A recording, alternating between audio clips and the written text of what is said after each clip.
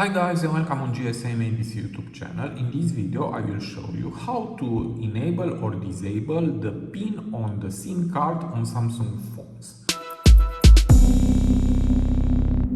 So to do that, just go to settings and here go down and tap on security and privacy. Go down again and we have here other security settings, and here we have set up SIM card lock.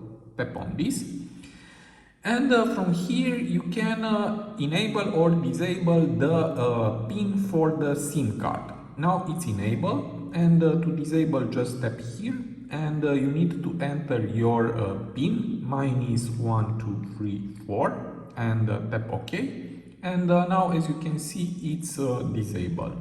Now to lock the SIM card, just tap here again, enter your previous PIN 1234 and tap OK, and now it's enabled. So it is very easy. I hope this video to be useful for you, and see you to the next. Have a nice day.